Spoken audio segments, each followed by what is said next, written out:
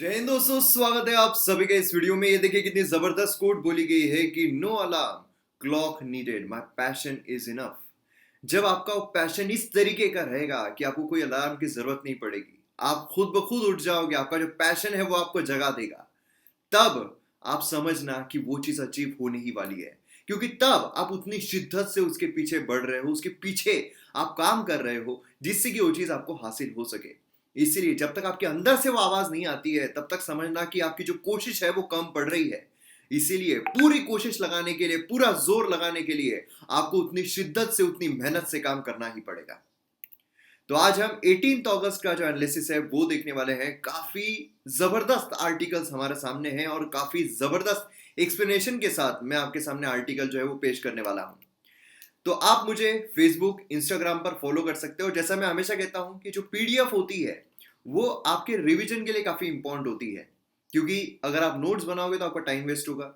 इससे बेटर है कि जो पीडीएफ है वो आप रिवाइज कर लीजिए, जिससे क्या होगा कि आपका जो करंट अफेयर है वो काफी अच्छे तरीके से हो जाएगा। तो पीडीएफ के लिए आप टेलीग्राम चैनल पर फॉलो कर सकते हो, लिंक सभी की डिस्क्रिप्शन में दी हुई है। आइए मैप बेस्ड एक्सरसाइज देखते हैं। तो यहाँ पर देखिए आपको एक प्लेस जो है वो नजर आ रही है। तो यहाँ पर ये प्लेस कौन सी है आपको बताना है, तो वीडियो को पॉज करना है, इसके रिगार्डिंग इंफॉर्मेशन लिखना है और फिर वीडियो को रिज्यूम करना है। अब यहाँ पर जब हम एक्सप्लेन सेक्शन देखते हैं तो हमें इंटरेस्टिंग आर्टिकल्स देखने को मिलते हैं। अब आप ये वाला अगर आर्टिकल देखो तो कहाँ कहाँ आप जा सकते हो। तो देखिए ये वाला जो बेसिकली आर्टिकल है ये बात कर रहा है कि हम कहाँ कहाँ पर अब्रॉड जा सकते हैं। अब ये रेसिप्रोकेटिंग है, मतलब जहां पर हमारी फ्लाइट्स अवेलेबल है तो उस कंट्री की फ्लाइट भी हमारे कंट्री में अवेलेबल है। तो इस तरीके से मतलब हमें जहां पर इजाजत मिल रही है उसी कंट्री की फ्लाइट्स को हम भी इजाजत दे रहे हैं। तो इस तरीके से जहां भी आपको जाना है वहां पर आप जा सकते हो। अभी तो आप जाओगे कहाँ, घर में बैठे रहो, आराम से मजे करो, पढ़ाई करो, क्योंकि एग्जाम जो है होने के चांसेस दिन पे दिन ज्यादा बढ़ते जा रहे हैं। इसीलिए आप घर पे रह के प्रिपरेशन प्रॉपर तरीके से करो और बाहर जाने की अभी सोचो मत, बाद में हम देखेंगे। फिर नेक्स्ट यहाँ पर जब हम देखते हैं तो जो रिकवर्ड पेशेंट्स है क्या वो इन्फेक्ट हो सकते हैं कोविड से। अब देखिए एक सवाल जो है ना ये काफी इंपॉर्टेंट सवाल है, क्योंकि इसमें इम्यूनिटी की भी बात आती है, इसमें प्लाज्मा थेरेपी की भी बात आती है, इसमें काफी सारी चीजें आती है। थोड़ा हम देख लेते हैं क्योंकि ऑलरेडी हमने ये सारी चीजें देखी हुई है। इसे शॉर्ट में मैं आपको यहाँ पर बता देता हूँ। देखिए कोई भी इंसान अगर कोरोना वायरस से ग्रसित होता है, अगर उसे कोरोना वायरस होता है तो उसके शरीर में एंटीबॉडीज क्रिएट होती है ना। जैसे मैंने आपको बताया कि हमारे देश में अगर कोई टेररिस्ट आ जाए तो हमारे सोल्जर जो उसे मारने के लिए तैयार रहते हैं। उसी तरीके से हमारे शरीर में हमारी पर्सनल आर्मी होती है जो कोई भी बाहर के अगर वायरस अटैक करता है तो उससे लड़ने के लिए सक्षम रहती है। उसे हम कहते हैं एंटीबॉडीज। तो जब भी कोरोना वायरस हमारे शरीर में आता है तब हमारे शरीर में एंटीबॉडीज क्रिएट हो जाते हैं। एंटीबॉडीज क्या करते हैं, उससे लड़ते हैं, उसको मार भगाते हैं।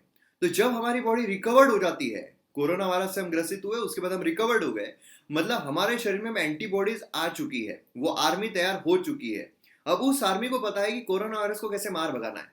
इसलिए अगर दोबारा कोरोना वायरस अटैक करता है तो हमारी जो आर्मी है, हमारे जो सोल्जर्स है, वो पहले ही उसे मार भगा देते हैं। तो इससे हम कहते हैं इम्यूनिटी। मतलब कि हमारे शरीर में अगर एंटीबॉडीज क्रिएट हो गए हैं तो मतलब हमारे शरीर में इम्यूनिटी जो है वो आ चुकी है। यही चीज प्लाज्मा थेरेपी में इस्तेमाल की जाती है। मतलब कि अगर कोई इंसान है, अगर वो काफी सीरियस है, कोरोना वायरस से ग्रसित है, तो जो रिकवर्ड हो चुका है पेशेंट, उसके शरीर से ब्लड निकालकर, मतलब जो प्लाज्मा है वो निकालकर, जहां पर हमें इम्यून सिस्टम, जो इम्यूनिटी है, जो यहाँ पर एंटीबॉडीज है वो देखने को मिलते हैं, वो निकालकर अगर उस इंसान के शरीर में डाल दिए जाए तो वो एंटीबॉडीज जो है उस कोरोना वायरस से लड़ेंगे और वो भी इंसान जो है वो रिकवर्ड हो जाएगा। यही चीज हमें देखने को मिलती है। अब यहाँ पर ये जो एंटीबॉडीज है हमारे शरीर में कितने दिनों तक रहते हैं, हमारे शरीर को कितने दिनों की इम्यूनिटी प्राप्त होती है, ये कोई अभी तक नहीं बता सकता है, क्योंकि कोरोना वायरस ये नोवेल है, नया है, इसलिए कोई नहीं बता सकता है। तो अब सवाल यही आता है, अगर एक बार आप कोविड 19 से ग्रसित हो गए तो क्या फिर से इन्फेक्ट हो सकते हो। तो अब तक तो ऐसे केसेस जो है वो देखने को नहीं मिले हैं, ऐसा बोला जा रहा है। अब तक कोई भी इंसान ऐसा नहीं है जो कोरोना वायरस से ग्रसित हुआ और फिर से इन्फेक्ट हो गया है कोरोना वायरस से। जैसे कि अगर आप डेंगू देखो, जैसे मुझे डेंगू हुआ था, अब मुझे लाइफ टाइम इम्यूनिटी मिल चुकी है। अब उसमें हालांकि कुछ ऐसे चीजें होती है कि अगर सीरियसली हो जाए तो फिर वो फिर से हो सकता है, लेकिन अगर आप WHO की वेबसाइट देखो तो उसमें बोला गया है कि लाइफ टाइम इम्यूनिटी है। मिजल्स अगर आप देखो तो एक बार अगर आपको होता है लाइफ टाइम इम्यूनिटी मिल जाती है, फिर से आपको नहीं हो सकता है। कोरोना वायरस के बारे में अभी तक ऐसा बोला नहीं गया है कि कितनी इम्यूनिटी आपको मिल रही है, कितने दिनों की है, कितने महीनों की है, कितने साल की है, लाइफ टाइम की है, अभी तक पता नहीं चल पाया है। लेकिन अब तक जो केसेस हमें देखने को मिले हैं उसमें ऐसा केस नहीं हुआ है कि फिर से वो रीइन्फेक्ट हुआ है। अब आप बोलोगे कि ऐसे तो केसेस हमने बहुत सुने हैं, जो पहले नेगेटिव आ गया था फिर से उसका पॉजिटिव देखने को मिला है। लेकिन उसका ये बोला जा रहा है कि कुछ अंश जो है वायरस के वो हमारे शरीर में बच जाते हैं। मतलब कि अगर मुझे कोरोना वायरस हुआ और फिर मैं रिकवर्ड हो गया, लेकिन कुछ अगर चीजें, कुछ अगर जो रिमेन्स है वो अगर कोविड के हमारे शरीर में देखने को मिलते हैं, तो हो सकता है कुछ दिनों के बाद वो पॉजिटिव आ जाए। लेकिन जरूरी नहीं है कि वो इन्फेक्टेड हो, मेरा शरीर इन्फेक्टेड हो। ठीक है, तो ये चीज हमें देखने को मिलती है। मतलब अगर फिर से वो पॉजिटिव दिख भी रहा है तो वो ऐसा नहीं कि फिर से इन्फेक्शन हुआ है, वो कुछ रिमेन्स ही रहते हैं पिछले बार के, जिसकी वजह से वो फिर से पॉजिटिव दिखा देता है। तो ये चीज यहाँ पर देखने को मिल रही है। तो अब यहाँ पर एक सवाल बहुत बड़ा खड़ा होता है, कितनी ज्यादा इम्यूनिटी हमें मिल रही है, कितने महीनों की मिल रही है, कितने दिनों की मिल रही है, कितने साल की मिल रही है, ये यहाँ पर समझना बहुत जरूरी है। और ये अभी तक इसका खुलासा जो है नहीं हो पाया है, इस पर रिसर्च जो है वो चल रही है। जैसी रिसर्च आ जाएगी हम इसके बारे में देख लेंगे। उसी के साथ साथ यहाँ पर नर्मदा रिवर जब हम देखते हैं, तो नर्मदा रिवर जो है उसके रिगार्डिंग यहाँ पर न्यूज आर्टिकल देखने को मिल रहा है, तो इसे भी हम अच्छे तरीके से देखेंगे। यहाँ पर बात की जा रही है challenges to the government target to raise the bio ethanol blending of petrol. ठीक है, मतलब यहाँ पर इसके रिगार्डिंग हम देखेंगे 1G 2G, इसके रिगार्डिंग में हम बातें करेंगे, काफी डिटेल में इस चीज को हम देखने वाले हैं, काफी इंपॉर्टेंट है। और इसके साथ ही हम जो अलग अलग सरकार की योजनाएं हैं उस पर भी डिस्कशन करेंगे, जिससे कि आपको एग्जाम में बहुत फायदा मिलेगा। हम मतलब 2019 से बात करने वाले हैं, जिससे कि यही एग्जाम में आपको फायदा मिलेगा। ठीक है, और आगे की भी एग्जाम मिलेगा, ऐसा नहीं है, ये एग्जाम में भी आपको फायदा मिलेगा, ये मैं बोल रहा हूँ। उसी के साथ साथ आइडियाज पे जब हम देखते हैं, तो यहाँ पर एक इंटरनेशनल रिलेशन से बात की गई है। मतलब हमारे जीएस पेपर 2 जो है उसमें इंटरनेशनल रिलेशन के बारे में ये काफी इंपॉर्टेंट है। 5 ऐसी चीजें बताई गई है कि जो हम अरब कंट्रीज के साथ हमारी जो दोस्ती आ रही है उसे बढ़ाने के लिए कर सकते हैं। उसी के साथ साथ सबसे इंपॉर्टेंट, मतलब एक वन ऑफ द मेरा फेवरेट यहाँ पर कि ड्वार्फ प्लैनेट जो है सीरीज, ये ओशन वर्ल्ड बोला जा रहा है। तो इसका मतलब क्या है? तो देखिए, ज्योग्राफी के अगर आपने लेक्चर्स देखे हैं मेरे एमएम एकेडमी ऐप पर, तो उसमें ड्वार्फ प्लैनेट की कंडीशन क्या होती है, प्लैनेट की कंडीशन क्या होती है, तो ये सारी चीजें हमने उसमें कवर की है। अब यहाँ पर भी हम वो भी मैं सारी चीजें लेकर आऊंगा, डिटेल में आपको सारी चीजें जो है वो समझाऊंगा, जिससे कि आपको एक तरीके से एमएम एकेडमी ऐप पे जो क्वालिटी चल रही है वीडियोस की वो भी समझ में आ जाएगी। तो एमएम एकेडमी की बात जब आई है तो थोड़ा डिस्कशन कर लेते हैं। आप एमएम एकेडमी ऐप को डाउनलोड कर सकते हो। देखिए, एमएम एकेडमी ऐप ये एमएम एकेडमी ऐप है, ठीक है, तो कंफ्यूज मत होइए। तो इससे आप अगर डाउनलोड करते हो, आप डाउनलोड कर सकते हो, आपको कमेंट सेक्शन में डिस्क्रिप्शन में लिंक जो है इसकी मिल जाएगी। अगर आप डाउनलोड करते हो तो वेरियस कोर्सेस आपको देखने को मिलेंगे, जैसे कि मॉडर्न हिस्ट्री का कोर्स पूरा कंप्लीट हो चुका है, और कितने क्वेश्चंस आते हैं कितने नहीं आते हैं ये हमने ऑलरेडी देखा है। यूपीपीएससी की जो एग्जाम हुई थी अभी हाल ही में, उसमें ऑलमोस्ट सारे क्वेश्चन मॉडर्न हिस्ट्री के हमारे लेक्चर्स में से आए, ऑलमोस्ट सारे क्वेश्चन पॉलिटी के हमारे लेक्चर्स में से आए। उसी के साथ साथ करंट अफेयर 70% ज्यादा सेपरेट लेक्चर भी अवेलेबल है उसके रिगार्डिंग, तो और प्रूफ के साथ, तो 70% ज्यादा क्वेश्चन जो है वो लेक्चर्स में से आए हैं। एमएम एकेडमी कौन बनेगा आया सीरीज और न्यूज़पेपर एनालिसिस। अब यहाँ पर जब हम देखते हैं तो आपको वेरियस कोर्सेस वहां पर देखने को मिल रहे हैं। ज्योग्राफी का भी कोर्स चल रहा है, एंशिएंट हिस्ट्री का भी कोर्स चल रहा है, तो काफी कॉम्प्रिहेंसिव कोर्सेस आपको देखने को मिल रहे हैं। क्वालिटी आप सभी को पता ही है किस तरीके की है, डेमो लेक्चर्स भी काफी सारे अवेलेबल है, तो वो भी आप देख सकते हो। और पेमेंट ऑप्शन जो इतने सस्ते दामों में, इतने कम से कम प्राइजेस में, मतलब आप देखो तो दिन के आपको 10 से 15 रुपए पड़ रहे हैं। इतना तो अगर हम ऑफलाइन क्लासेस जाते हैं तो हमें मतलब समझ लीजिए कि ट्रैवलिंग में लग जाते हैं। तो इतने कम प्राइजेस में आपको इतना बड़ा ड्रीम आपका अचीव हो पा रहा है, तो आप सोचिए कितनी कितनी एक सटीक इन्वेस्टमेंट है, कितनी अच्छी इन्वेस्टमेंट है, जिसके आपको हाईएस्ट रिटर्न्स मिल सकते हैं। इसीलिए सब्सक्रिप्शन जल्द से जल्द लीजिए, और उसी के साथ साथ जो वेरियस पेमेंट ऑप्शंस है वो भी आपको देखने को मिलेंगे। तो बहुत ही अच्छा है, आप भरोसे के साथ देख सकते हो, और उसी के साथ आपको रिजल्ट जो है वो जरूर मिलेंगे। इतने एनिमेशंस के साथ, इतने हाई क्वालिटी के साथ आपके सामने में लेक्चर जो है वो लेकर आ रहा हूं। तो आइए यहाँ पर हम बात करते हैं ड्वार्फ प्लैनेट सीरीज के बारे में। अब देखिए, ये वाला जो आर्टिकल यहाँ पर हमें देखने को मिल रहा है, तो इस आर्टिकल के थ्रू हम यहाँ पर क्या क्या देखने वाले हैं। तो सबसे पहला तो हम देखेंगे कि प्लैनेट्स क्या होते हैं, प्लैनेट की डेफिनेशन क्या है। दूसरा हम देखेंगे कि प्लैनेट बनने के लिए कौन सी कंडीशंस को सेटिस्फाई करना पड़ता है। फिर उसके बाद हम देखेंगे ड्वार्फ प्लैनेट क्या होता है। फिर हम देखेंगे कौन कौन से ड्वार्फ प्लैनेट हमारी सोलर सिस्टम में हमें देखने को मिलते हैं। और फिर उसके बाद हम सीरीज के बारे में बात करेंगे, और एक ड्वार्फ प्लेनेट बनने की कगार पर है, तो उस प्लेनेट के रिगार्डिंग भी, ड्वार्फ प्लेनेट के रिगार्डिंग, जो आज अगर एट प्रेजेंट देखा जाए तो एक एस्टेरॉइड है, तो उसके रिगार्डिंग में हम बात करेंगे। तो काफी हेल्दी डिस्कशन यहाँ पर होने वाला है, काफी कुछ जानने के लिए है। तो चलिए शुरू करते हैं। तो यहाँ पर सबसे पहली चीज तो आती है कि प्लैनेट्स क्या है। जैसे कि अगर हम हमारा सोलर सिस्टम देखते हैं तो हमारे सोलर सिस्टम में हमें 8 प्लैनेट्स देखने को मिलते हैं। कौन से हैं? Mercury, Venus, Earth, Mars, Jupiter, Saturn, Uranus, Neptune. Pluto जो है वो पहले था, लेकिन अब वो प्लैनेट नहीं है, वो ड्वार्फ प्लैनेट बन चुका है। उसके पीछे क्या कारण है वो हम आगे देखेंगे। लेकिन ये जो प्लैनेट्स हमें यहाँ पर देखने को मिल रहे हैं, तो सवाल तो ये आता है कि प्लैनेट्स होते क्या है। अब देखिए, अगर आप MM एकेडमी ऐप पर ज्योग्राफी की सीरीज देखोगे, उसमें हमने शुरुआत की थी बिग बैंग से। बिग बैंग के बाद हम आए कि जो स्टार से उनका फॉर्मेशन कैसे होता है ना, सब कुछ, नेबुला जो है वो सारी चीजें मैंने एक्सप्लेन की थी। फिर प्लैनेट्स का फॉर्मेशन कैसे होता है, और फिर उसके बाद प्लैनेट्स होते क्या है, सारी चीजें हमने देखी थी। तो यहाँ पर जब हम प्लैनेट की बात करते हैं तो प्लैनेट क्या है? एक सेलेस्टियल बॉडी है, ठीक है, जो फिक्स स्टार से डिस्टिंग्विश्ड होती है। मतलब स्टार्स मतलब कैसे? हमारे सोलर सिस्टम में अगर स्टार देखा जाए तो सन है, बाकी हमें प्लैनेट जो है रिवॉल्व होते हुए देखने को मिलते हैं। तो अगर आप देखो तो जो फिक्स स्टार है उसके अराउंड हमें इसकी मोशन जो है वो देखने को मिलती है, ठीक है, तो उसे हम कहते हैं प्लैनेट। अब यहाँ पर प्लैनेट आपको समझ में आ गया है, तो अब यहाँ पर हमें प्लैनेट्स कौन कौन से हैं वो देखने को मिल रहे हैं। जैसे कि आप देख सकते हो, सन के सबसे करीब जो है वो है मर्क्यूरी, फिर उसके बाद वीनस है, फिर अर्थ है, फिर मार्स है, फिर जुपिटर है, फिर उसके बाद सैटर्न है, यूरेनस है, नेपच्यून है ना। यहाँ पर प्लूटो आप देखोगे, लेकिन प्लूटो जो है वो ड्वार्फ प्लैनेट बन चुका है, अब वो प्लैनेट नहीं है। उसकी क्या कंडीशन है हम आगे देखने वाले हैं। अब यहाँ पर आप देखोगे मार्स और जुपिटर के बीच में हमें एस्टेरॉइड बेल्ट जो है वो भी देखने को मिलता है। क्या है? एस्टेरॉइड बेल्ट है, वो भी देखने को मिलता है। अब सोचिए आप, क्या आपके दिमाग में कभी आया है कि वीनस जो है वो इतना चमकता क्यों है? उसके पीछे क्या कारण है?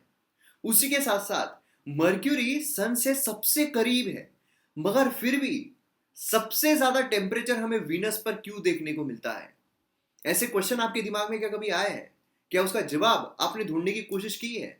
अगर आपको जवाब चाहिए तो MM एकेडमी ऐप की ज्योग्राफी की सीरीज आप देख सकते हो। सारे क्वेश्चंस, इतने इंटरेस्टिंग क्वेश्चन जो है ज्योग्राफी से रिलेटेड, सब वहां पर कवर किए गए हैं।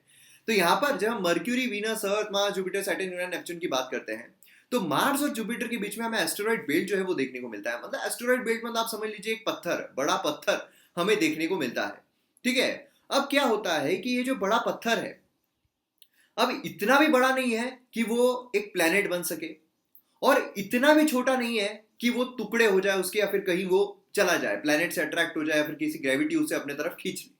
ये क्या होता है? एक एस्टेरॉइड बेल्ट, मतलब मिलियंस ऑफ यहाँ पर हमें पत्थर देखने को मिलते हैं, बड़े बड़े पत्थर जो कि घूमते रहते हैं। अब आपने कई बार सुना होगा न्यूज में कि एक एस्टेरॉइड जो है वो अर्थ की तरफ बढ़ रहा है। तो क्या होता है, कभी कभार क्या होता है कि ये घूमते घूमते ये ऑर्बिट में घुस जाता है, और फिर सन के, अपना जो अर्थ है उसके करीब कभी कभार आते हुए देखने को मिलता है। अब एस्टेरॉइड बेल्ट, यहां पर आप ध्यान दीजिएगा, एस्टेरॉइड बेल्ट में जो पत्थर है, अगर नॉर्मल जो एस्टेरॉइड बेल्ट में पत्थर होता है उससे बड़ा, लेकिन प्लेनेट से कम।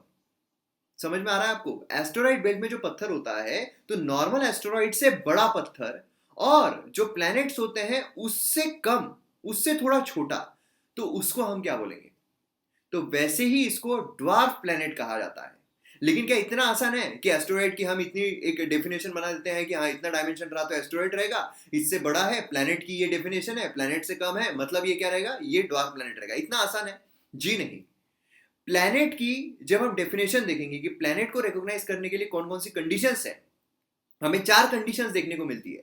अब वो 4 कंडीशंस अगर सेटिस्फाई होती है तो प्लैनेट कहलाएगा, नहीं तो वो ड्वार्फ प्लैनेट जो है वो कहलाएगा, अगर उसमें से कुछ कंडीशन सेटिस्फाई होती है, कुछ नहीं होती है तो अब ये कौन कौन सी कंडीशंस है ये जानना यहां पर बहुत जरूरी है। तो एक प्लैनेट को कंसीडर करने के लिए कौन कौन सी कंडीशंस हमें देखने को मिलती है। तो पहली कंडीशन है कि वो स्टार को ऑर्बिट करना चाहिए। अब हमारी अगर हम सोलर सिस्टम देखते हैं तो हमारे यहां पर स्टार कौन सा है? हमारे यहां पर स्टार देखने को मिलता है हमें सन। अब यहां पर आप देखिए, अगर हम अर्थ देखते हैं, ठीक है, अर्थ की कंडीशन सेटिस्फाई करती है या नहीं। अब अर्थ अगर आप देखो तो क्या वो रिवॉल्व कर रही है सन के अराउंड? बिल्कुल कर रही है। जहां तक हमें साइंटिस्ट बताते हैं तो अर्थ तो बिल्कुल रिवॉल्व जो है वो कर रही है सन के अराउंड, और हमें एविडेंसेस भी ऐसे ही मिलते हैं। तो हाँ, यहाँ पर पहली कंडीशन जो है अर्थ बिल्कुल सेटिस्फाई कर रही है। अब दूसरी कंडीशन यहां पर हमें देखने को मिलती है कि वो इतनी बड़ी तो रहनी चाहिए कि अपने ग्रेविटिकल फोर्स से वो एक स्पेरिकल शेप अटेन करना चाहिए। अब अगर हम अर्थ के बारे में देखते हैं तो क्या वो स्पेरिकल शेप में देखने को मिलती है? जी हाँ, साइंटिस्ट जैसे बताते हैं और जैसे एविडेंसेस मिलते हैं उससे तो हमें देखने को मिलता है कि अर्थ एक स्पेरिकल शेप में है। तो यहाँ पर ये भी कंडीशन जो है सेटिस्फाई हो रही है। तीसरा है कि वो मून नहीं रहना चाहिए। मतलब कि जैसे हमारे अर्थ का अगर हम देखें मून, ठीक है, वो भी काफी बड़ा है। बहुत सारे ड्वार्फ प्लैनेट ऐसे हैं कि जिसके कंपैरिजन में मून जो है वो काफी बड़ा है, लेकिन फिर भी हमारा जो मून है ड्वार्फ प्लैनेट नहीं कहलाएगा। क्यों? क्योंकि हमारे अर्थ का मून है, तो इसीलिए वो मून नहीं रहना चाहिए। तो यहाँ पर अर्थ जो है वो मून है क्या? बिल्कुल नहीं। तो इसीलिए ये भी कंडीशन सेटिस्फाई होती है। और लास्ट कंडीशन आती है कि वो इतनी बड़ी तो रहनी चाहिए कि अपने ग्रेविटी से अपना पाथ वो क्लियर करे। अब ये समझने में बहुत लोगों को डिफिकल्टी जाती है। जो चौथी कंडीशन है बहुत लोगों को समझता नहीं है कि कंडीशन क्या है। अब देखिए क्या होता है कि हर प्लेनेट की अपनी एक ग्रेविटी होती है। हर प्लेनेट की ग्रेविटी होने की वजह से क्या होता है कि अगर आसपास, उसके आसपास अगर कोई भी बॉडी हो तो वो अपनी तरफ अट्रैक्ट कर लेगी। ठीक है, मतलब क्या है कि अर्थ, फॉर से यहां पर एक है सन, ठीक है, ये है सन, और यहां पर अर्थ ऐसी जो है वो चक्कर लगा रही है। ठीक है, अब जब अर्थ चक्कर लगा रही है उसके आसपास अगर कोई भी ऑब्जेक्ट आ जाता है तो अर्थ क्या करेगी? अपनी ग्रेविटी से अपने तरफ खींच लेगी, अपने तरफ खींच लेगी। ठीक है, मतलब क्या हो रहा है कि उसका अगर बीच में ये बहुत सारी चीजें आती रहे अर्थ के, ठीक है, बहुत सारी चीजें आती रहे, और अगर अर्थ उसे अपनी तरफ अट्रैक्ट ना कर पाए या फिर फेंक ना पाए बाहर, तो क्या होगा? अर्थ जो है प्रॉपरली घूम पाएगी क्या? नहीं घूम पाएगी, है ना? तो मतलब अपना पाथ जो है वो क्लियर नहीं रख पा रही है सन के अराउंड। लेकिन अगर अर्थ इतनी बड़ी है, उसका ग्रेविटेशनल पुल इतना स्ट्रांग है कि यहां पर जो भी बीच में ऑब्जेक्ट्स आ रहे हैं वो अपनी तरफ खींच रही है। नहीं तो क्या होगा कि यहां पर अगर कोई बड़ा कोई ऑब्जेक्ट आ जाता है अर्थ के पास, अब अर्थ की ग्रेविटी अगर उसको खींच नहीं पा रही है, ये अर्थ की ग्रेविटी से भी ज्यादा स्ट्रॉन्गर है, तो अर्थ उसकी वजह से डिफ्लेक्ट हो जाएगी, अर्थ इस तरफ चल जाएगी, है ना, ऐसी कुछ चली जाएगी। हो सकता है ऐसा चले जाए। तो इसमें क्या होगा? इसमें अपना पाथ वो क्लियर नहीं रख पा रही है। तो इसीलिए अगर कोई ऐसा ऑब्जेक्ट है जो कि स्पेरिकल भी है, जो कि इतना बड़ा है कि वो सन के अराउंड रिवॉल्व भी कर रहा है, और उसी के साथ साथ अगर वो अपना पाथ क्लियर रख पा रहा है, अपनी ग्रेविटी इतनी स्ट्रांग रख रहा है कि आसपास अगर कोई भी ऑब्जेक्ट आता है अपनी तरफ अट्रैक्ट कर ले रहा है, मतलब यहां पर अगर आप देखो तो उसका अर्थ का जो पाथ है पूरा साफ है, पूरा साफ है घूमते हुए। तो मतलब ये चौथी कंडीशन भी अगर सेटिस्फाई होती है तो वो प्लेनेट कहलाएगा। अर्थ की चौथी कंडीशन भी सेटिस्फाई, अर्थ के बीच में कुछ आ रहा है क्या? नहीं आ रहा है। अर्थ ने अपना जो ऑर्बिट है वो पूरा पाथ क्लियर रखा है। तो ये चारों कंडीशन सेटिस्फाई हो रही है, इसलिए हम कहेंगे अर्थ जो है वो क्या है? वो एक प्लेनेट है। समझ में आ रहा है आपको? अब देखिए कहीं कहीं पर क्या होता है, तीन ही कंडीशन दी हुई होती है कि मतलब ये तीन कंडीशन जो है ये सबसे इंपॉर्टेंट है। ये जो नॉट अ मून, ये इतनी इतनी बड़ी रिकॉग्नाइज कंडीशन नहीं है, इसलिए अगर आप वो कंडीशन नहीं भी मानते हो, नहीं भी कंसिडर कर रहे हो, क्योंकि ये कंसिडरेबल हो जाता है कि वो मून नहीं रहना चाहिए, है ना, तो ये जो कंडीशन है इतनी ज्यादा इंपॉर्टेंट नहीं है। मेन जो कंडीशन है ये तीन कंडीशन हमें देखने को मिलती है। ठीक है, तो ये चीज आपको यहाँ पर ध्यान में रखनी है। अब अगर हम इस कंडीशंस के हिसाब से देखें तो जितनी भी हमें प्लैनेट्स देखने को मिल रहे हैं, 8 प्लैनेट्स, मर्क्यूरी से लेकर नेपच्यून तक, सभी प्लैनेट जो है ये कंडीशन सेटिस्फाई करते हैं, इसलिए उन्हें प्लैनेट्स का दर्जा दिया गया है। अब पहले क्या था, प्लूटो जो है उसे भी प्लैनेट का दर्जा दिया गया था, लेकिन 2006 में उसका ये जो दर्जा है ये छीन लिया गया। कब? 2006 में जो प्लूटो है उसका दर्जा छीन लिया गया प्लैनेट का, और उसे ड्वार्फ प्लैनेट कंसिडर कर दिया गया। अब ड्वार्फ प्लैनेट क्यों कंसिडर किया? क्योंकि वो इनमें से एक कंडीशन सेटिस्फाई नहीं कर रहा था। वो कौन सी थी? वो थी फोर्थ कंडीशन। ये कंडीशन वो सेटिस्फाई नहीं कर रहा था, मतलब अपना पाथ जो है वो क्लियर नहीं रख पा रहा था। हाँ, वो सन के अराउंड रिवॉल्व कर रहा था, वो इतना बड़ा था कि स्पेरिकल शेप में था, मून भी नहीं था, लेकिन वो अपना पाथ जो है वो क्लियर नहीं रख पा रहा था, मतलब उसकी इतनी ग्रेविटी पुल नहीं था कि वो अपना पाथ क्लियर रख पाए, इसीलिए उसे डी रिकॉग्नाइज कर दिया गया प्लैनेट से। अब वो ड्वार्फ प्लैनेट जो है वो कहलाता है। अब इस संदर्भ में अगर हम देखें तो कितने हमें ड्वार्फ प्लैनेट देखने को मिलते हैं? तो टोटल 5 ड्वार्फ प्लैनेट देखने को मिलते हैं। ध्यान दीजिएगा, एग्जाम पर्सपेक्टिव से सबसे इंपॉर्टेंट चीज है, 5 ड्वार्फ प्लैनेट एट प्रेजेंट हमें देखने को मिल रहे हैं जब मैं वीडियो रिकॉर्ड कर रहा हूँ। ठीक है, आगे और कंसिडर किया जा रहा है एक और बॉडी को ड्वार्फ प्लैनेट कंसिडर करने का, तो जब उसे किया जाएगा और हम देखेंगे, लेकिन एट प्रेजेंट जब हम देख रहे हैं तो 5 ड्वार्फ प्लैनेट देखने को मिलते हैं। अब यहाँ पर आप देख सकते हो जो अर्थ का मून है उसके कंपैरिजन में देखिए, अर्थ का मून स्पेरिकल भी है, बड़ा भी है, लेकिन फिर भी यहाँ पर आप बाकी ड्वार्फ प्लैनेट देखिए छोटे हैं उसके कंपैरिजन में, लेकिन फिर भी मून को ड्वार्फ प्लैनेट कंसिडर नहीं किया जा रहा। क्यों? वो मून है। है ना। तो यहाँ पर आप देखो तो इरिस हमें देखने को मिलता है, प्लूटो हमें देखने को मिलता है, जैसे 2006 में ड्वार्फ प्लैनेट कंसिडर किया गया। फिर उसके बाद हमें ये हम भी देखने को मिलता है, सीरीज देखने को मिलता है, ये देखने को मिलता है। तो देखिए सीरीज जो है ये आज हम यहाँ पर इसके रिगार्डिंग देखने वाले हैं। तो यहाँ पर आपको डिटेल जो है ड्वार्फ प्लैनेट के देखने को मिल रहे हैं। तो अगर आपको ऐसा क्वेश्चन आ जाए, क्योंकि ये जो न्यूज़ है ये काफ़ी रिसेंट न्यूज़ है, 2019 में भी ड्वार्फ प्लैनेट की न्यूज़ कंटिन्यूसली न्यूज़ में चल रहा था, तो इसीलिए आपको एग्जाम में पूछा जा सकता है। अब यहाँ पर जो प्लूटो है उसे क्यों रिकॉग्नाइज किया गया, जैसे मैंने आपको बताया था, फोर्थ कंडीशन जो है ये सेटिस्फाई नहीं कर रहा था, बाकी सारी कंडीशन सेटिस्फाई हो रही थी। समझ में आ गया आपको, इतना समझ में आ गया, ड्वार्फ प्लैनेट तक हम पहुंच चुके हैं। अब यहाँ पर कुछ और इंपॉर्टेंट चीजों के बारे में बात करते हैं। रिसर्चर जो है उन्होंने यहाँ पर क्या किया है, ड्वार्फ प्लैनेट जो सीरीज है, जो अभी हमने देखा था सीरीज है, उस पर यहाँ पर कुछ लाइट दिया है। उन्होंने कहा है कि जो एस्टेरॉइड बेल्ट में हमें देखने को मिलता है, एस्टेरॉइड बेल्ट कहाँ पर है, हमने देखा है जो मार्स है और जुपिटर है उसके बीच में एस्टेरॉइड बेल्ट हमें देखने को मिलता है, मैंने आपको बताया था, है ना। तो जो मार्स और जुपिटर के बीच में एस्टेरॉइड बेल्ट है उसमें हमें सीरीज जो है ये देखने को मिलता है, जो कि ड्वार्फ प्लैनेट है।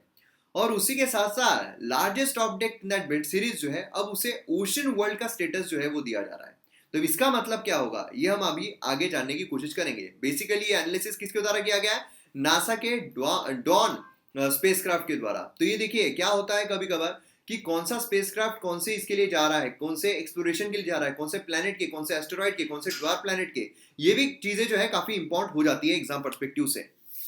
लास्ट ईयर क्या हुआ, ये एक इंपॉर्टेंट न्यूज है, ठीक है। लास्ट ईयर क्या हुआ, मतलब 2019 की मैं बात कर रहा हूं, रिसेंट ही बात है। लास्ट ईयर क्या हुआ, जो ऑब्जर्वेशंस है वो किए गए European Space Organisation SPHERE instrument के द्वारा at very large telescope VLT, ठीक है। और उन्होंने ये फाउंड किया कि हाइजिया जो है ये पॉसिबली ड्वार्फ प्लैनेट जो है वो हो सकता है, क्योंकि ये चारों क्राइटेरिया जो है सेटिस्फाई करता है।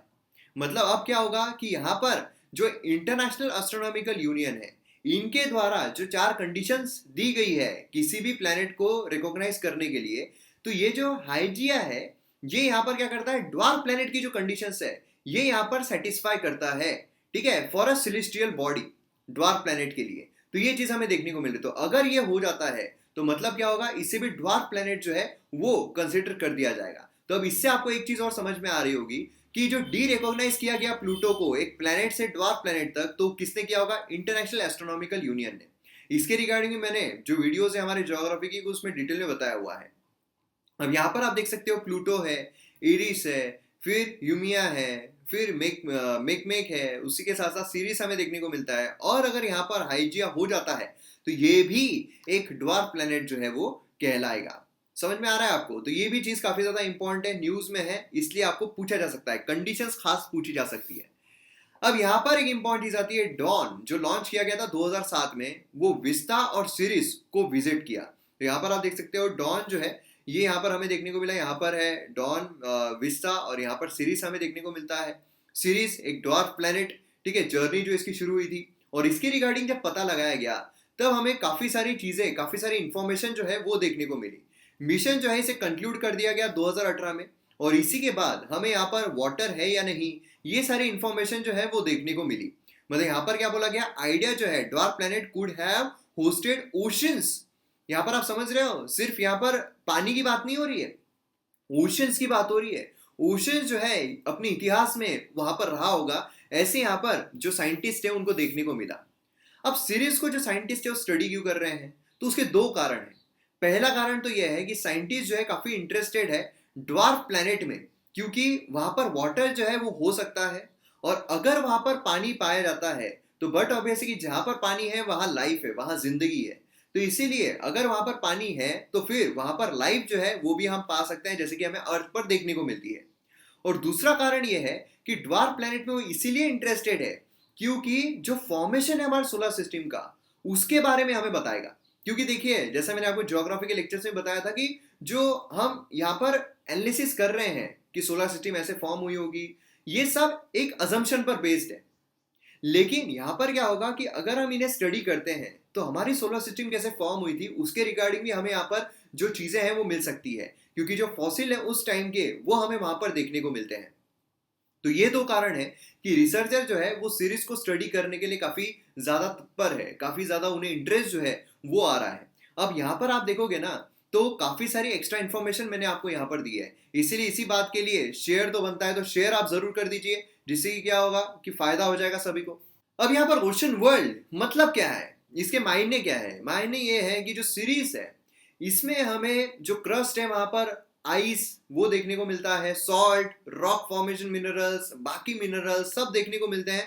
मतलब अगर हम देखें तो सीरीज जो है एक रेमेंट ओशन वर्ल्ड जो है उसकी तरह देखने को मिलता है, और इसीलिए इसे ये चीज जो है दी गई है। अब इसमें केमिस्ट्री जो है ओल्ड ओशन की, वो सारी चीजें, सरफेस किस तरीके से देखना, फिर उसके बाद ओशन वर्ल्ड जो है एक्सप्लोर करना, लाइफ को सपोर्ट करता है या नहीं वो देखना, ये सारी चीजें हमें यहाँ पर अब साइंटिस्ट के द्वारा देखने को मिलने वाली है। तो मैं उम्मीद करता हूं कि आपको इसके रिगार्डिंग कंप्लीट इंफॉर्मेशन जो है वो मिल गई होगी, और काफी सारी एक्स्ट्रा इंफॉर्मेशन मैंने आपको यहाँ पर दी है। तो इसी बात पर शेयर जरूर बनता है, तो शेयर आप जरूर कीजिए, जिससे कि क्या होगा कि और भी लोगों को काफी फायदा मिलेगा, और भी ये जो इंफॉर्मेशन है, ये जो नॉलेज है, ये स्प्रेड होगा, क्योंकि नॉलेज एक ऐसी चीज है जितना आप स्प्रेड करोगे उतना हमारा भी बढ़ता है। तो आइए हम यहाँ पर बात करते हैं गवर्नमेंट का जो मूव है बायो इथेनॉल इंक्रीज करने में पेट्रोल में, तो इसका मतलब क्या हो सकता है। तो यहाँ पर गवर्नमेंट ने क्या किया है, गवर्नमेंट ने टारगेट सेट किया 10% bio ethanol blending of petrol 2022 तक, और 2030 तक अगर हम देखें तो इस 10% को हम 20% तक पहुंचाने वाले हैं।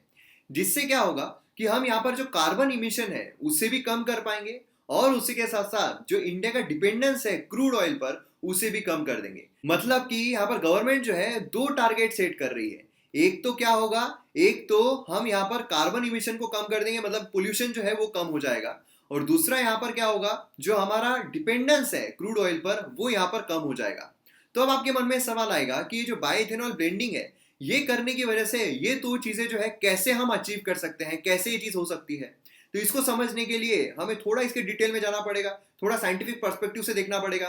तो हमें यहाँ पर व्हाट जो है वो नजर आ गया। जैसे मैं हमेशा बोलता हूँ कि व्हाट ये आप याद रख लोगे रट्टा मारकर, लेकिन अगर आपको लॉजिकली याद रखना है व्हाट को, और कभी जिंदगी में नहीं भूलना है, तो इसके पीछे का व्हाई जो है वो समझ लो। व्हाई हम समझ लेंगे तो व्हाट हमेशा याद रहेगा, है ना। तो ये चीज हम यहाँ पर समझने की कोशिश करते हैं। तो यहाँ पर सबसे पहले बायोइथेनॉल क्या है वो हमें समझना पड़ेगा। बायोइथेनॉल फ्यूल ये मेनली प्रोड्यूस किया जाता है शुगर फर्मेंटेशन प्रोसेस से। किससे होता है, तो शुगर फर्मेंटेशन प्रोसेस जो है उससे बनाया जाता है। और उसी के साथ साथ ये सिर्फ क्या इसी के थ्रू बनाया जा सकता है, जी नहीं, और एक भी मेथड हमें देखने को मिलती है, मैन्युफैक्चर किया जा सकता है केमिकल प्रोसेस। यहाँ पर इथिलीन और स्टीम जो है जब इसका हमें रिएक्शन देखने को मिलता है तब भी हमें बायोइथेनॉल फ्यूल जो है वो देखने को मिलता है। लेकिन ये आसान है जो शुगर फर्मेंटेशन प्रोसेस है उससे बनाना।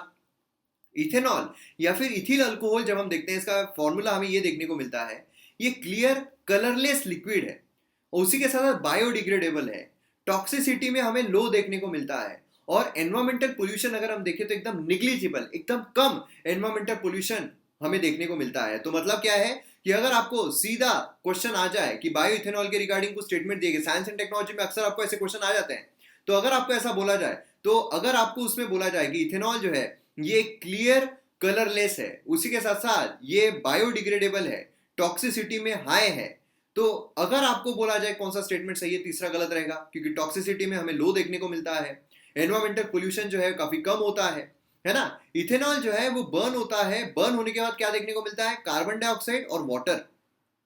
तो इसी वजह से हमें ये देखने को मिलता है कि ये पोल्यूशन जो है ज्यादा नहीं करता है। ठीक है, तो अब आपको बायो इथेनॉल क्या है ये समझ में आ गया है। तो अब आपको जो बायो इथेनॉल है वो समझ में आ गया है। तो अब हम यहाँ पर 1G 2G बायोफ्यूल प्लांट्स क्या होते हैं ये देख लेते हैं। देखिए हम तो यहाँ पर 4th जनरेशन तक गए हैं, मतलब 4G तक हमें देखने को मिलता है। तो इसमें बेसिकली क्या है कि इस्तेमाल क्या क्या किया जाता है, इंग्रेडिएंट्स क्या क्या होते हैं, उसके बेसिस पर 1G 2G 3G 4G हमें देखने को मिलता है। तो यहाँ पर जब हम 1G बायोइथेनॉल प्लांट देखते हैं तो उसमें जो बाय प्रोडक्ट होते हैं शुगर प्रोडक्शन के, मतलब कि शुगर के जूस, मोलासेस, ये हमें देखने को मिलते हैं एज अ रॉ मटेरियल। अगर हम 2G प्लांट की बात करते हैं तो सरप्लस बायोमास, एग्रीकल्चरल वेस्ट यहाँ पर इस्तेमाल किया जाता है बायो इथेनॉल को प्रोड्यूस करने के लिए। अगर हम 3G की बात करते हैं तो अलगी यहाँ पर हमें देखने को मिलता है, और अगर हम 4G की बात करते हैं तो वेजिटेबल ऑयल ये हमें देखने को मिलता है। ठीक है, तो ये चीज काफी ज्यादा इंपॉर्टेंट है, आपको सीधे मैच द पेयर में पूछा जा सकता है, तो इसीलिए इसके रिगार्डिंग आपको इन्फॉर्मेशन रहना बहुत जरूरी है। तो अब आपको 1G 2G ये अच्छी तरीके से समझ में आ गया है। अब बढ़ते हैं आगे। तो अब यहाँ पर इंडियन प्लांट जो है क्या ये बायो इथेनॉल जो डिमांड है उसे अचीव करने के लिए यहाँ पर सक्षम है। करेंटली डोमेस्टिक प्रोडक्शन अगर हम देखते हैं बायो इथेनॉल का वो सफिशिएंट नहीं है कि हमारा बायो इथेनॉल जो डिमांड है वो यहाँ पर पूरी हो सके। तो यहाँ पर अभी पूरी तरीके से नहीं हो रही। इससे तो हमें देखने को मिल रहा है ना कि गवर्नमेंट जो है ये यहाँ पर अलग अलग स्कीम्स लेकर आ रही है, अलग अलग जो इनिशिएटिव्स है वो लेकर आ रही है, जिससे कि जो डिमांड है वो पूरी कंप्लीट यहाँ पर हो सके। शुगर मिल यहाँ पर की डोमेस्टिक सप्लायर है बायो इथेनॉल का ओएमसीज में, ये सिर्फ 1.9 बिलियन लीटर जो है बायो इथेनॉल ये प्रोवाइड कर पा रहे हैं, बल्कि डिमांड जो है काफी ज्यादा है, काफी ज्यादा डिमांड हमें देखने को मिल रही है, काफी कम ये कर पा रहे हैं। तो अब यहां पर सवाल ये आता है कि कैसे किया जाएगा। तो यहां पर क्या है, इंटरनेशनल इनिशिएटिव्स अगर हम देखते हैं सस्टेनेबल बायोफ्यूल्स के, तो इतने हमें इंटरनेशनल इनिशिएटिव्स देखने को मिलते हैं। यहां पर बात कौन सी की जा रही है, इंटरनेशनल इनिशिएटिव्स की, ठीक है। मतलब यहाँ पर round table on sustainable biomaterials, ठीक है, ये एक इनिशिएटिव है, इंटरनेशनल इनिशिएटिव है, जो कि फार्मर्स को साथ में लेकर आता है, कंपनीज को साथ में लेकर आता है, गवर्नमेंट नॉन गवर्नमेंट ऑर्गेनाइजेशन को साथ में लेकर आता है, साइंटिस्ट को साथ में लेकर आता है, जिससे कि यहाँ पर जो बायोफ्यूल प्रोडक्शन डिस्ट्रीब्यूशन है वो हम कर सके। फिर सस्टेनेबल बायोफ्यूल कंसेंसस हमें देखने को मिलता है, जो कि यहाँ पर गवर्नमेंट को एक साथ लेकर आता है, प्राइवेट सेक्टर को एक साथ लेकर आता है, शेयर होल्डर्स को एक साथ लेकर आता है, जिससे कि सस्टेनेबल ट्रेड, प्रोडक्शन और जो इस्तेमाल है बायोफ्यूल्स का वो हम कर सके। फिर उसके बाद बॉन्सूक्रो हमें देखने को मिलता है, ये भी एक इंटरनेशनल इनिशिएटिव है, गवर्नमेंट को प्राइवेट सेक्टर को साथ में लाया जाता है, जिससे कि जो ट्रेड है, प्रोडक्शन है, यूज है बायोफ्यूल का वो यहाँ पर सस्टेनेबल तरीके से किया जा सके। तो ये सारी चीजें हमें यहाँ पर देखने को मिलती है। तो ये चीज काफी ज्यादा इंपॉर्टेंट है। और उसी के साथ साथ अगर हम रिसेंट गवर्नमेंट के इनिशिएटिव्स देखते हैं तो उसमें हमें क्या देखने को मिलता है कि यहाँ पर initiatives department of biotechnology, ministry of science and technology अगर हम देखें तो यहाँ पर इंडिजीनियस जो एंजाइम्स है वो क्रिएट करना, जिससे कि हम बायोफ्यूल का प्रोडक्शन कर सके। दूसरा हमें देखने को मिलता है micro algae based sewage treatment technology जो है वो यहाँ पर डेमोन्स्ट्रेट करना। और तीसरा यहाँ पर सक्सेसफुली 2G एथेनॉल यहाँ पर जो टेक्नोलॉजी है वो यहाँ पर ट्रांसफर करना OMG को। तो ये हमें कुछ इनिशिएटिव्स जो है वो देखने को मिलते हैं। तो यहाँ पर क्या है कि जब हम इथेनॉल जो है उसे ब्लेंड कर लेते हैं पेट्रोल के साथ, तो मतलब क्या होता है कि यहाँ पर जो पेट्रोल है वो एक इको फ्रेंडली भी कहलाता है, और उसी के साथ साथ जो पेट्रोल है वो हम जो क्रूड पेट्रोल इस्तेमाल कर रहे हैं उसका भी सप्लाई हमें कम हो जाएगा, है ना। तो यहाँ पर इथेनॉल का ज्यादा इस्तेमाल बढ़ जाएगा। इससे क्या होगा, इससे एक तो इको फ्रेंडली भी चीजें हो जाएगी और उसी के साथ हमारी जो डिपेंडेंसी है वो भी कम हो जाएगी। तो इसीलिए गवर्नमेंट कोशिश कर रही है कि जितने ज्यादा इनिशिएटिव्स हम ला सके इथेनॉल का मैन्युफैक्चरिंग बनाने के लिए, जो डिमांड है उसे यहाँ पर सस्टेन करने के लिए उतनी ज्यादा की जा सके। अब यहाँ पर जब हम बात करते हैं प्रधानमंत्री जीवन योजना की, देखिए काफी इंपॉर्टेंट है, 2019 की है, तो एग्जाम पर्सपेक्टिव से काफी ज्यादा इंपॉर्टेंट हो जाती है। तो इसका ऑब्जेक्टिव क्या है, ऑब्जेक्टिव ये है कि एक इकोसिस्टम बनाई जा सके जिससे कमर्शियल प्रोजेक्ट जो है उसे बूस्ट दिया जा सके, जिसमें 2G इथेनॉल सेक्टर जो है वो बूस्ट हो सके। एम क्या है कि 2G इथेनॉल सेक्टर जो है उसे इंसेंटिवाइज किया जा सके, गवर्नमेंट यहाँ पर पैसा देगी, ठीक है। तो ये चीज हमें यहाँ पर देखने को मिलती है। गवर्नमेंट ने जो जीएसटी वो भी रिड्यूस कर दिया इस पर। Ministry of petroleum and natural gas जो है ये इसके पीछे है, तो मिनिस्ट्री भी कभी कभार पूछी जा सकती है। आपको सीधा क्वेश्चन आ सकता है प्रधानमंत्री जीवन योजना, इसके रिगार्डिंग कुछ स्टेटमेंट दिए गए, सही स्टेटमेंट बताओ। पहली मिनिस्ट्री पूछी जाएगी, साइंस एंड टेक्नोलॉजी आपको बोल दिया जाएगा, आप कंफ्यूज हो जाएगी कि हाँ साइंस एंड टेक्नोलॉजी हो सकता है, नहीं, यहाँ पर क्या है, ministry of petroleum and natural gas, ठीक है, सारे एफर्ट्स लगा रही है। दूसरा यहाँ पर जो इथेनॉल सेक्टर है उसे यहाँ पर इंसेंटिवाइज करने की बात की जा रही है, उसके कमर्शियल पर्सपेक्टिव से कमर्शियल प्रोजेक्ट जो है वो यहाँ पर बिल्डअप करने की बात की जा रही है। तो ये चीजें काफी इंपॉर्टेंट रहती है इसके रिगार्डिंग, ठीक है।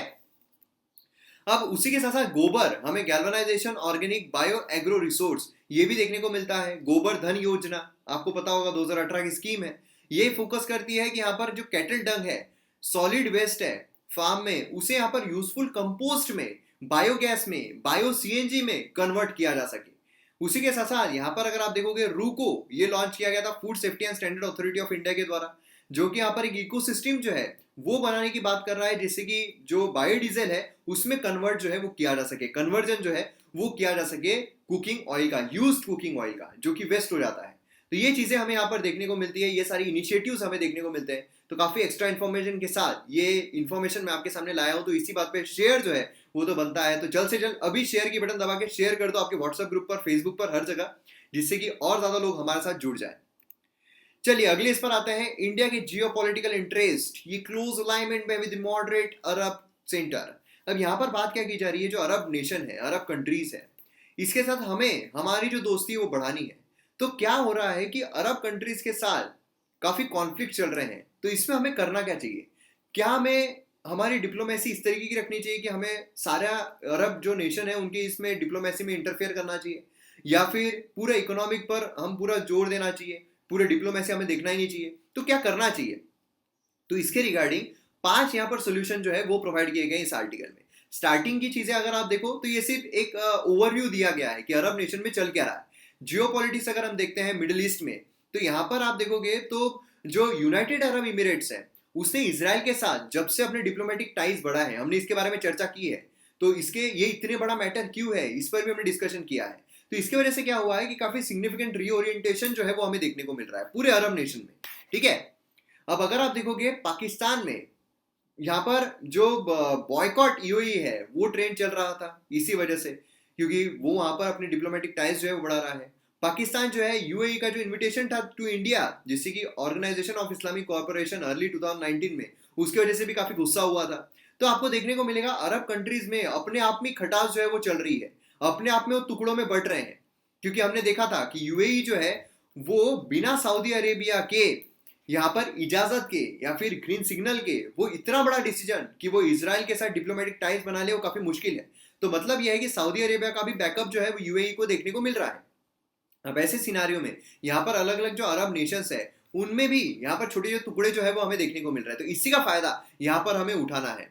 बेसिकली क्या है कि यहाँ पर आप देखोगे तो क्या चल रहा है basically, CENTO central treaty organisation once Iraq the only Arab member walked out यहाँ पर हुआ था 1958 में।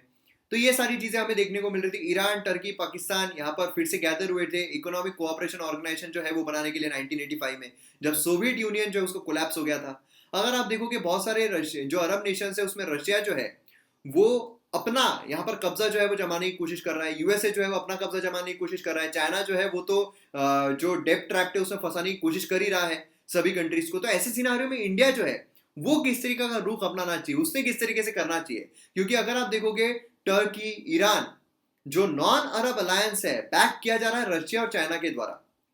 ठीक है, ये भी हमें देखने को मिल रहा है। तो मतलब क्या है कि यहाँ पर कुछ अरब नेशंस ऐसे आ रहे हैं, कुछ अरब नेशंस ऐसे हैं जो जिसमें बाकी अरब नेशंस देखने को नहीं मिल रहे हैं। ठीक है, उनका जो ग्रुप है उसे अब यहाँ पर बाकी जो बाहर की कंट्रीज है वो बैकअप करने की कोशिश करे जिससे कि हमारा इन्फ्लुएंस बढ़े।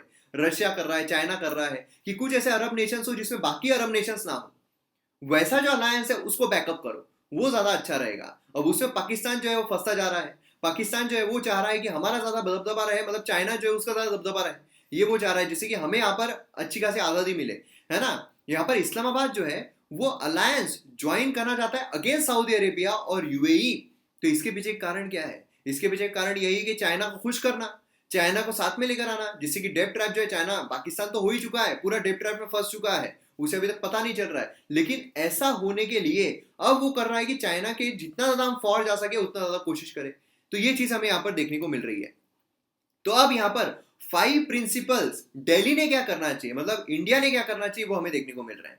पहला तो यह है कि अरब नेशंस को क्या उनके लिए अच्छा है क्या बुरा है ये बताना बंद कर देना चाहिए। ठीक है, मतलब यहाँ पर क्या है कि हमें जो टेम्पटेशन है हमारा बताने का कि तुम ये सही कर रहे हो, तुम ये गलत कर रहे हो, तुमने करना चाहिए, तुमने नहीं करना चाहिए, बंद कर देना चाहिए हमें। ठीक है, रादर देन उसके हमें उनके जो भी एफर्ट्स है उसे यहाँ पर सपोर्ट करना चाहिए। उनके जो भी एफर्ट्स है नॉन अरब नेबर्स के साथ जो कोलैब कर रहे हैं इंक्लूडिंग इजराइल, टर्की, ईरान, उसमें हमें समर्थन देना चाहिए। दूसरा है कि फॉरेन इंटरवेंशन जो है अरब वर्ल्ड में उसे हमें अपोज करना चाहिए। मतलब कि क्या है कि अगर कोई भी कंट्री अरब वर्ल्ड में इंटरवीन करने की अगर कोशिश करती है तो फिर हमें उसका अपोज करना चाहिए। मोस्ट अरब यहाँ पर थ्रेट जो है वो देखते हैं टर्की से, ईरानियन इंटरवेंशन से। तो अगर वो इंटरवीन करने की कोशिश करते हैं तो हमें अपोज करना चाहिए। मतलब क्या है, अरब को एक बच्चे की तरह देखना चाहिए कि अगर वो कुछ मांगता है, चॉकलेट मांगता है तो हाँ हाँ बेटा बहुत अच्छा है, ले ले ले ले। लेकिन अगर कोई बाहर से थ्रेट उस पर आता है कि कोई दादागिरी जमाने की कोशिश करता है तो उसे अपोज करना चाहिए कि नहीं तुम ये जो कर रहे हो गलत कर रहे हो। उसी के साथ साथ अरब इकोनॉमिक इंटीग्रेशन को हमें सपोर्ट करना चाहिए, जिससे क्या होगा कि देखिए इकोनॉमी सबसे इंपॉर्टेंट होती है। जैसे मैंने आपको कहा था कि जो चीजें हैं कौन सी इंपॉर्टेंट होती है इंटरनेशनल ग्राउंड पर, पॉलिटिकल, सोशल और इकोनॉमिकल। हम अरब नेशन में सोशल इससे साथ में कभी नहीं आ सकते हैं, है ना, सोशल पर्सपेक्टिव से कभी साथ में नहीं आ सकते हैं। अब आ कैसे सकते हैं, तो ज्यादा इकोनॉमिक पर्सपेक्टिव से ही। पॉलिटिकल कौन सा होगा कि हाँ दोस्त का दोस्त, दोस्त का दुश्मन दुश्मन, इस तरीके से पॉलिटिकल पर्सपेक्टिव में आ सकते हैं। डायरेक्टली पॉलिटिकल और सोशल पर्सपेक्टिव से साथ में नहीं आ सकते हैं। साथ में आ सकते हैं इकोनॉमिक पर्सपेक्टिव से, तो हमें वही यहाँ पर एक्सटेंड करना पड़ेगा, इकोनॉमिक इंटीग्रेशन एक्सटेंड करना पड़ेगा। और फिर आता है कि यहाँ पर इंडिया का जियोपॉलिटिकल इंटरेस्ट जो है वो यहाँ पर रिकॉग्नाइज करना पड़ेगा। जो मॉडरेट अरब सेंटर्स है, इजिप्ट बोलिए, जॉर्डन बोलिए, सऊदी अरेबिया बोलिए, यूएई बोलिए, ओमान बोलिए, उसके साथ, क्योंकि इजराइल जो है उसके साथ जब इसने यूएई ने बनाया है तो बट ऑब्वियस है कि इजराइल के साथ हमारे अच्छे रिलेशन है, तो हो सकता है कि हम यहाँ पर एक अच्छा रिलेशन जो है वो बनाने में कामयाब हो जाए। सोवियत जो मतलब अरब यहाँ पर सोवरेनिटी है, तो उसको जो भी थ्रेट आ रहा है उसे अपोज करना ही हमारा काम है। ठीक है, इससे क्या होगा, हमारी जो एंगेजमेंट है मिडिल ईस्ट में वो हम दबदबा यहाँ पर बना सकते हैं, जो कि हमारे लिए बहुत ज्यादा इंपॉर्टेंट हो जाता है। तो ये कुछ 5 चीजें हमें यहाँ पर देखने को मिलती है जो कि काफी इंपॉर्टेंट है, और आपके जीएस पेपर 2 इंटरनेशनल रिलेशन में आपको लिखने के लिए मेंस आंसर राइटिंग में काफी हेल्पफुल रह सकते हैं, तो इसे भी आप देख लीजिए। नेक्स्ट यहाँ पर हम बात करने हैं नर्मदा, यहाँ पर स्वीट वाटर। देखिए आप फास्ट में देखते हैं क्योंकि ये इतना ज्यादा इंपॉर्टेंट नहीं है। अगर आप देखो स्टैटिक पोर्शन से नर्मदा रिवर जो है वो एक इंपॉर्टेंट जाती है, किस तरफ बहती है, क्या वो बे ऑफ बंगाल में जाती है, क्या अरेबियन सी में जाती है, ये एक इंपॉर्टेंट होता है। और नर्मदा रिवर पर कौन कौन से डैम्स है ये इंपॉर्टेंट होता है। तो क्या आप मुझे कमेंट सेक्शन में ये सारी चीजें बता सकते हो, ये इंपॉर्टेंट चीजें हो जाती है। बाकी अगर हम देखें तो ये हो क्या रहा है यहाँ पर, तो एक बैरेज जो है ये हमें भदभूत विलेज जो है वहां पर देखने को मिलता है, और इसमें क्या किया जा रहा है, basically ground water quality improvement जो है उसे यहाँ पर हेल्प की जा रही है। ग्राउंड वाटर जो है उसका फिर से रिचार्ज हो सके और क्वालिटी जो है पानी की वो इंप्रूव हो सके। पानी की जो समस्या हो रही है तो एक स्वीट वाटर जो है उसका एक लेक क्रिएट किया जा सके, जिससे कि पानी की समस्याओं का हल, निवारण जो है वो निकाला जा सके। अब यहाँ पर भदभूत प्रोजेक्ट जो है वो क्या है, 1.7 kilometre causeway cum weir barrage जो है वो यहाँ पर 90 गेट्स के साथ बनाया जाएगा। 90 गेट्स बनाए जाएंगे नर्मदा रिवर जो है उसके उसके यहाँ पर अक्रॉस। ठीक है, तो ये चीज हमें यहाँ पर देखने को मिल रही है। और उसी के साथ यहाँ पर आप देखो कि गल्फ ऑफ खंबत जो है वहां पर वो बहता हुआ जाता है। तो इससे क्या होगा, इससे जब एक समझ लीजिए एक डैम जैसे हम क्रिएट करते हैं उसी तरीके का है ना, डैम हम क्रिएट क्यों करते, डैम से क्या होता है, तो इससे डैम से बहुत सारी चीजें होती है। देखिए डैम से क्या होता है, पानी की समस्या जो है वो हल हो जाती है ना। डैम क्रिएट करना मतलब इरिगेशन फैसिलिटी, जो पानी की जो पीने का पानी है, ये सारी चीजें प्रोवाइड करना। डैम से फ्लडिंग जो है क्या वो होती है, डैम की वजह से फ्लडिंग को रोका भी जा सकता है, और डैम की वजह से फ्लडिंग जो है वो देखने को भी मिलती है। क्योंकि क्या होता है, डैम अगर फुल भर गया और डैम के गेट्स अगर खोल दिए गए तो फिर इधर जो भी विलेज है वहां पूरा फ्लडिंग हो जाता है। काफी सारे हमें ऐसे देखने को मिले हैं कि डैम का प्रॉपर अगर मैनेजमेंट ना किया जाए तो उसकी वजह से फ्लडिंग हमें बहुत सारी जगहों पर देखने को मिली है। तो यहाँ पर जो है ये भी चीज हमें देखने को मिल रही है, जो फ्लडिंग है उसे भी कंट्रोल किया जाए। और उसी के साथ साथ यहाँ पर क्या हो रहा है, पानी जो है सीधा समुद्र में जा रहा है ना। पानी कहाँ जा रहा है, सीधा समुद्र में बह रहा है नर्मदा का, समुद्र में बह के वो खारा हो जा रहा है ना।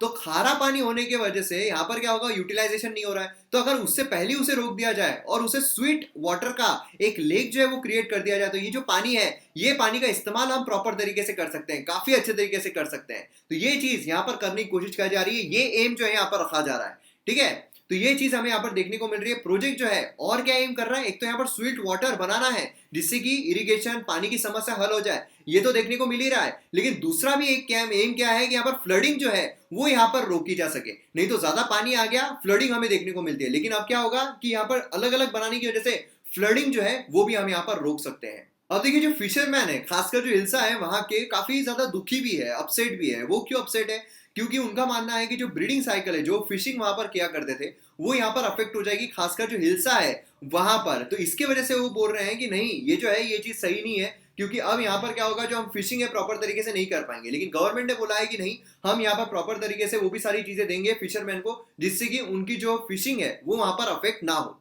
अब यहाँ पर देखिए एक्स्ट्रा इन्फॉर्मेशन के तौर पर inland waterway authority of India जो है काफी ज्यादा न्यूज में आ जाती है और काफी इंपॉर्टेंट हो जाती है। तो एक्स्ट्रा इन्फॉर्मेशन के तौर पर आपके सामने लेकर आ रहा हूँ। Inland waterway authority of India ये एक स्टैट्यूटरी अथॉरिटी है, ठीक है, in charge of waterways in India. इसमें हमें inland waterway authority of India act 1985 इसके तहत बनाई गई थी, पार्लियामेंट ऑफ एक्ट, इसलिए स्टैट्यूटरी अथॉरिटी जो है वो हमें देखने को मिलती है। हेडक्वार्टर इसका लोकेटेड है नोएडा उत्तर प्रदेश में, काफी इंपॉर्टेंट है, आपको डेली बोला जा सकता है, नोएडा उत्तर प्रदेश में है। ठीक है, और उसी के साथ यहाँ पर नेसेसरी इंफ्रास्ट्रक्चर जो रहते हैं वाटरवेज में, ये सारी चीजें देखने का काम जो है वो inland waterway authority of India का होता है। तो अब इस तरीके से हमारा यहाँ पर जितने भी एनालिसिस है वो हमने कॉम्प्रिहेंसिव तरीके से कवर किए हैं। एमएम एकेडमी ऐप पर और कॉम्प्रिहेंसिव तरीके के लेक्चर जो है वो आप देख सकते हो, अलग अलग कोर्सेज देख सकते हो, काफी सारे कोर्सेज है, काफी सारे कोर्सेज आ रहे हैं। तो आपको अगर सब्सक्रिप्शन लेना है तो लिंक जो है वो कमेंट सेक्शन डिस्क्रिप्शन में मिल जाएगी, तो डाउनलोड कीजिए और वीडियोस को एंजॉय कीजिए। तो मिलते हैं अगले लेक्चर में, जय हिंद।